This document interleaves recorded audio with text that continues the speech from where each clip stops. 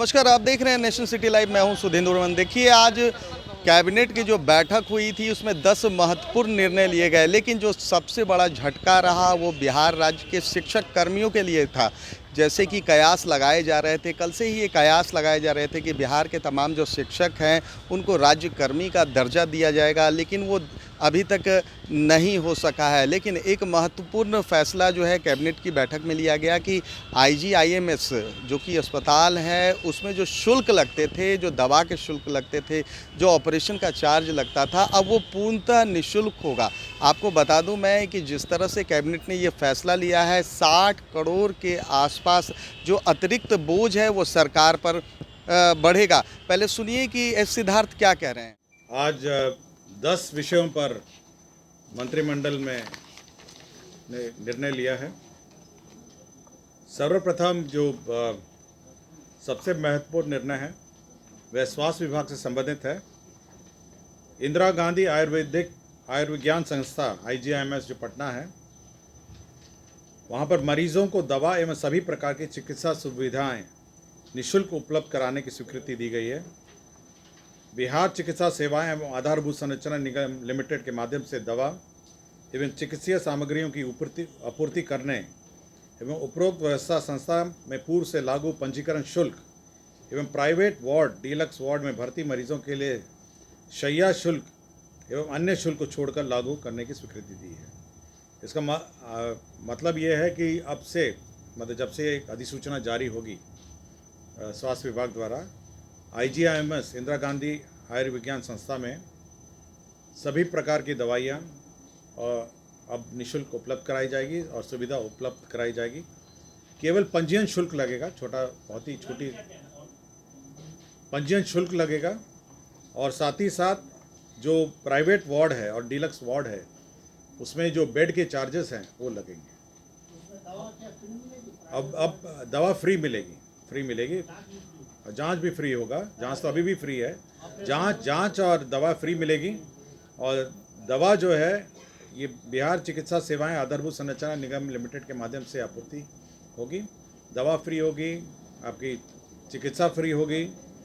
केवल जो पंजीयन शुल्क होगा, अब पंजीयन शुल्क बहुत ही कम है, मेरे ख्याल से ऐसे कुछ है, 50 रुपये है कुछ है, तो वो डीलक्स और प्राइवेट वार्ड में जो बेड का चार्ज है वो अलग है, वो आपको लगेगा। हाँ, बाकी दवा फ्री होगी। ऑपरेशन क्या रहेगा? ऑपरेशन जो विभिन्न तरह के ऑपरेशन सभी फ्री है, सब कुछ फ्री है। केवल आपका जो प्राइवेट वार्ड और डीलक्स वार्ड है, ट्रांसप्लांट वगैरह सब जब फ्री है, दवाई फ्री हो गया, आपका दवाई फ्री हो गया, जांच फ्री हो गया, अब तो फ्री होगा। और क्या बचा? वेतन तो सरकार देती ही है। इतना खर्च जो सरकार को उस पर झेलना पड़ेगा, जो बियर करना होगा, उसका क्या मैनेजमेंट है? कैसे वो आईजीआईएमएस जैसे बिलिंग करता है उतना सरकार को बिल करेगा, वो बिलिंग अपना बनाएगा और सरकार अतिरिक्त बोझ कितना पड़ेगा सर? ये मोटा मोटी जो अनुमान किया गया है करीब 60 करोड़ के आसपास ये अनुमान किया गया है। तो वो जो बिलिंग करता है सरकार को बिल होगा, लेकिन हाँ, प्रतिवर्ष अनुमान है। जो भी है, जितनी भी आवश्यकता होगी। अब तो मरीज ज़्यादा हो जाएंगे, जैसे ही आपका निःशुल्क हो जाएगा तो वो अलग है। अभी सब फ्री होगा, जो भी आपका अभी बाजार से बहुत कम ही डिफरेंस था। हाँ, बहुत कम ही डिफरेंस था बाजार। और ये जब से नोटिफिकेशन होगा, अब इसकी व्यवस्था भी करनी है, तो जब से नोटिफिकेशन अधिसूचना स्वास्थ्य विभाग जारी करेगा उससे ये इस वित्तीय वर्ष में होने की उम्मीद है। अधिसूचना जारी करने में जितना दिन लगे उसकी व्यवस्था करनी पड़ेगी। उसका जो भी है वित्तीय वर्ष, ऑब्वियसली इसी वित्तीय वर्ष का कैबिनेट है, तो वित्तीय वर्ष में मैंने आपको इसलिए कहा ना, मैंने कहा कि जिस दिन अधिसूचना जारी होगी उस तिथि से। दूसरा था उद्योग विभाग। राज्य में अल्पसंख्यक वर्ग के युवाओं में उद्यमिता को बढ़ावा देने, इनके बीच स्वरोजगार को बढ़ावा देने के उद्देश्य से मुख्यमंत्री अल्पसंख्यक उद्यमी योजना की स्वीकृति। आपको जानकारी होगा कि मुख्यमंत्री उद्यमी योजना विभिन्न वर्गों के लिए संचालित की जा रही थी। सबसे पहले अनुसूचित जाति अनुसूचित जनजाति की शुरू हुई, उसके बाद अति पिछड़ों को उसमें शामिल किया गया, उसके बाद महिला वर्ग को के लिए अलग योजना बनी, उसके बाद आपके सामान्य वर्गों के लिए हुआ। अब अल्पसंख्यकों के लिए भी अलग से एक उद्यमी योजना शुरू की गई है, और केवल उद्यमी, और इसमें जो लोन और जो अनुदान का कंपोनेंट है अन्य योजनाओं के अनुपात में ही है, 50-50 है। 5 लाख आपका लोन है और 5 लाख आपका अनुदान है। और जो सूद की राशि है, जो इंटरेस्ट है, जो लोन की राशि में सूद है, वो अपने वर्ग अनुसार है। अति पिछड़ा का अति पिछड़ा के अनुसार है, महिला का महिला के अनुसार है, और जनरल का जनरल के अनुसार है। इसमें और उसका जो अति पिछड़ा होगा दादा, अति पिछड़ा के अनुरूप होगा, अपने अपने वर्ग के अनुसार है, अलग से हम लोगों ने निर्धारित नहीं किया है, उसी के अनुरूप होगा।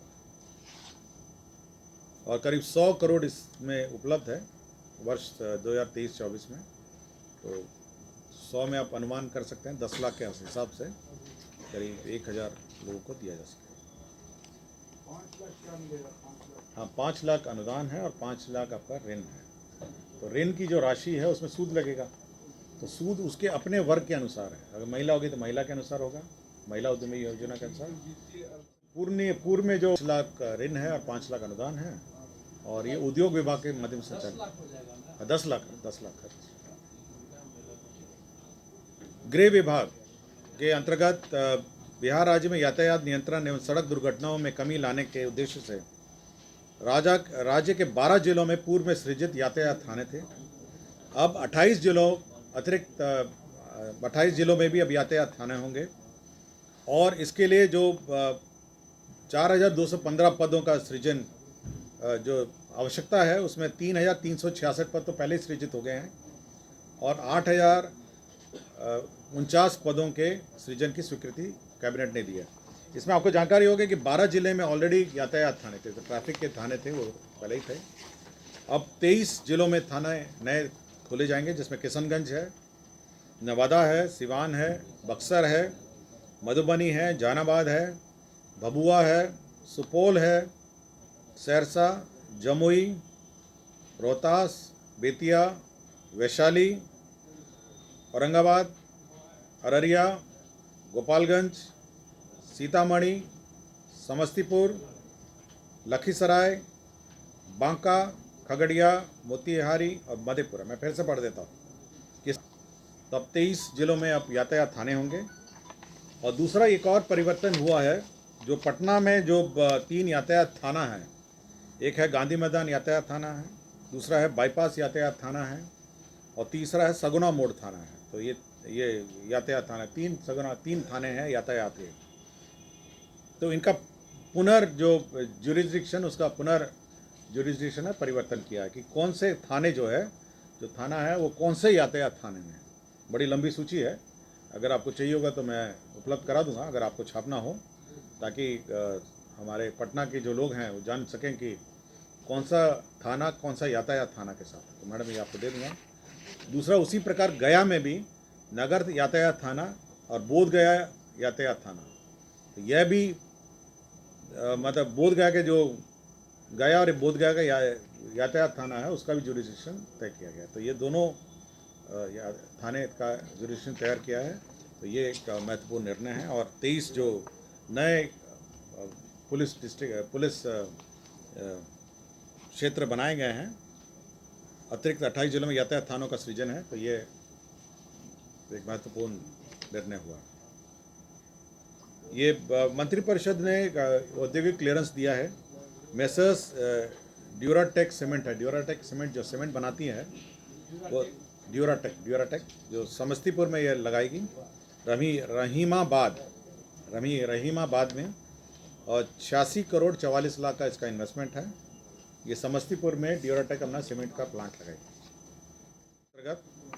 छपरा नगर में स्टॉर्म वाटर ड्रेनेज योजना की स्वीकृति दी गई है छपरा शहर में, और ये 134 करोड़ 97,08,900 रुपये है। तो 134 करोड़ 97,08,900 रुपये की योजना है। ये छपरा नगर निगम क्षेत्र में ये स्टॉर्म वाटर ड्रेनेज योजना स्वीकृत की गई। एक भूमि स्थानांतरण का भी मामला है। पटना जिला अंतर्गत पटना सदर अंचल में जो गांधी मैदान मेट्रो स्टेशन है उसके लिए रेड क्रॉस की थोड़ी भूमि जो है वो मेट्रो रेल कॉरपोरेशन को शुल्क सहित 48,78,000 रुपये में दी गई है। तो पटना जो गांधी मैदान मेट्रो स्टेशन है उसके लिए ज़मीन दी गई है। माननीय उच्च न्यायालय में सामान्य प्रशासन विभाग का प्रस्ताव है। माननीय उच्च न्यायालय में संयुक्त निबंधन आईटी के पदनाम के स्थान पर संयुक्त निबंधन आईटी प्रशासन में परिवर्तित किया गया है। ये बहुत छोटा सा परिवर्तन है। केवल आईटी संयुक्त निबंधन आईटी की जगह संयुक्त निबंधन आईटी प्रशासन। आप लिख लीजिएगा, मैंने आपको बता दिया, पढ़ देता हूँ, मैं पढ़ देता हूँ आपको। माननीय उच्च न्यायालय, ये सामान्य प्रशासन का प्रस्ताव है। माननीय उच्च न्यायालय पटना में संयुक्त निबंधक आईटी के पदनाम के स्थान पर संयुक्त निबंधक आईटी प्रशासन परिवर्तित करने की स्वीकृति दी गई। मैं फिर से रिपीट कर दूं, माननीय उच्च न्यायालय पटना में संयुक्त निबंधक आईटी के पदनाम के स्थान पर संयुक्त निबंधन आईटी प्रशासन परिवर्तित करने की स्वीकृति दी गई। हाँ, प्रशासन जुड़ गया बस। अब 2 लोगों को डिसमिस किया गया है। अश्विनी कुमार तत्कालीन अंचल अधिकारी कतरीसराय नालंदा, इनको डिसमिस किया गया है। इनके निगरानी कांड में ये लिप्त थे और धावा दल ने 10,000 रुपये रिश्वत लेते हुए इनको पकड़ा। और दूसरा मोहम्मद शाहिद खान है, तत्कालीन कानूनगो हैं, बंदोबस्त कार्यालय नालंदा। ये 30/11/2012 से लगातार अनुपस्थित हैं। 2 आदमी को डिसमिस किया गया। और संसदीय कार्य विभाग में वहाँ पे जो डिप्टी सेक्रेटरी हैं विनोद कुमार हैं, संविदा पे थे, उनको 1 साल और 1/10/2023 के प्रभाव से 1 साल और संविदा पर। तो आपने साफ तौर पर सुना कि सिद्धार्थ ये कहते हुए नज़र आ रहे हैं कि आईजीआईएमएस में जो भी जितनी भी सुविधाएं होंगी, पंजीयन शुल्क छोड़कर वो सारी निःशुल्क होगी। जो डिलक्स जो बेड मिलते हैं उसके चार्ज लगेंगे, डिलक्स रूम जो है उनके चार्ज लगेंगे, लेकिन अन्य जितनी भी सुविधाएं हैं, जितने भी जाँच हैं, वो अब पूर्णतः निःशुल्क होंगे। फिलहाल तमाम हमारी ऐसी खबरों को देखने के लिए आप देखते रहिए नेशन सिटी लाइव।